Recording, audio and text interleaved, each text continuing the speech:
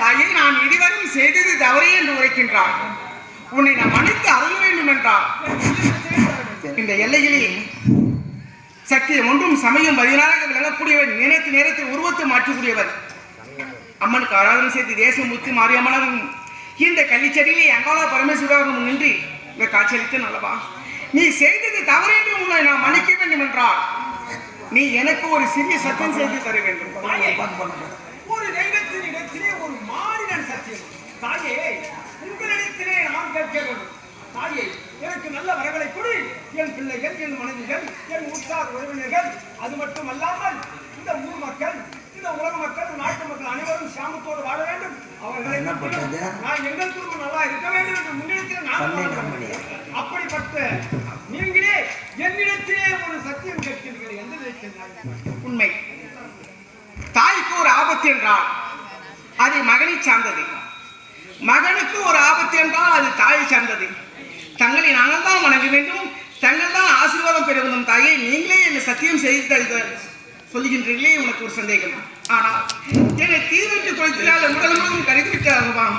ஆனால் மறுபடியும் இந்த செயல் நடக்கூடாது என்பதற்காகவே உன்னிடம் நான் சத்தியம் செய்து தருகின்றேன். என்ன சத்தியம் வேண்டும்? நீ சத்தியம் செய், பிறகு நான் உரைக்கின்றேன். நாங்கள் எதை கேட்டாலும் தடையின்றி செய்து. நீங்கள் எதை கேட்டாலும் நான் தடையின்றி செய்வேன். நீ யார் ஒன்றுக்கும் நீ செய்ய வேண்டாம். ஏனென்றால் என் ஆலயம் அழிந்து விட்டது. மறுபடியும் என்ன போன்ற பெண்மணிகளுக்கு மாங்கல்ய சிச்சம் கிடைக்க வேண்டும் என்பதற்காகவே, இந்த ஊர் மக்கள் சேவமாக எடுக்க வேண்டும் என்பதற்காகவே இப்பொழுது கும்பாபிஷேகம் நடந்தது அல்லவா? அதே போன்ற கும்பாபிஷேகம் ஒரு இரவில் சூரியன் முதல் 8 ஜாமத்தில் 5 ஜாமங்கள் முடிந்து விட்டது. மீது இருப்பது 3 ஜாமம். அந்த 3 ஜாமம் சூரியன் முதல்வதற்காகவே எனக்காகவே ஒரு இரவில் ஆலயம் கட்டி கும்பாபிஷேகம் செய்து அந்த வானவராயன் கோட்டை இருக்கக்கூடிய வன்னிமரத்தை கொண்டு வந்து எனக்கு கும்பாபிஷேகம் செய்து விட்டால் என் மனம் குளிரும். உன அணியே நான் மன்னித்து வருவேன். 8 ஜாமத்திலே 5 ஜாமம் முடிந்து விட்டது.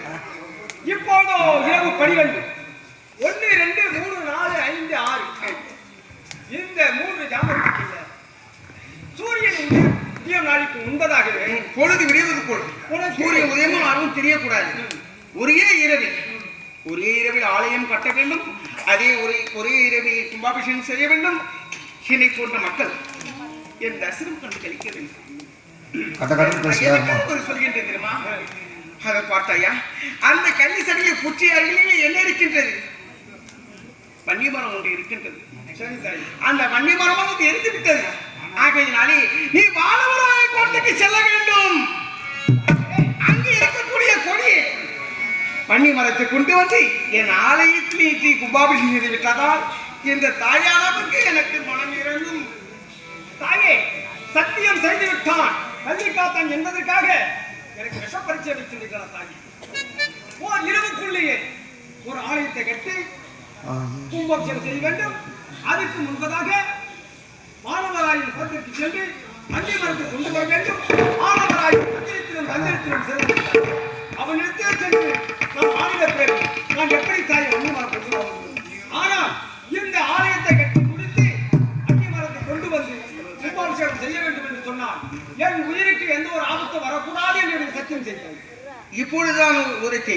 அம்மா என்று அழைத்தால் அடுத்த நிமிடமே எனக்கு தாயே என்று அழைத்தால் ஓடோடி வருவேன். உண்மை, நிச்சயமாகவே சத்தியமாகவே உண்மையாகவே உனக்கு ஒரு ஆபத்து என்றால் அம்மா வீரமங்காளி தாயி, அம்மா அகல பரமசி தாயி, இந்த எல்லையில் வீட்டிற்கும் தேசமுத்து மாரியாமா என்று அழைத்தால் ஓடோடி வருவேன். உன் குறை அன்றோடு நான் தீர்த்து வைப்பேன். இதுவே சத்தியம், இதுவே உண்மை, இதுவே நிச்சயம். நீ புறப்படி வெற்றியுடன் சென்று வா. நான் கொண்டு வருகின்றேன்.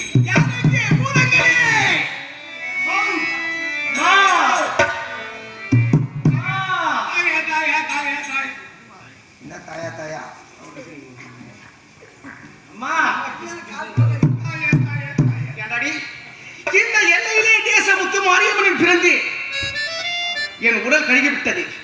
என்னுடைய பக்தன் அம்மா தாயி உனக்காக ஆலயம் கட்டி கும்பாபிஷேகம் செய்கின்றேன் உரைத்து விட்டான். இதோ என் உடல் முழுவதும் என்னோடு தீர்ந்து விட்டது. சரி ஒரு பகுதி. சரி ஆனால் இந்த சக்தியானவள் இந்த உலகத்தை எப்படி பிறந்தேன், இந்த உலக மக்கள் எப்படி உருவாக்கி செய்தேன், இந்த உலக மக்கள் தெரிய வேண்டும் அல்லவா? அதற்காகவே உங்களை அழைத்த காரணம் அதுதான். என்ன காரணமா? நான் எப்படி பிறந்தேன் தெரியுமா?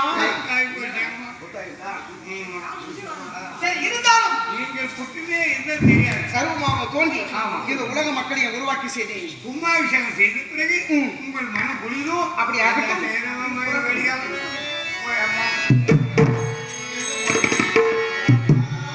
எனக்கு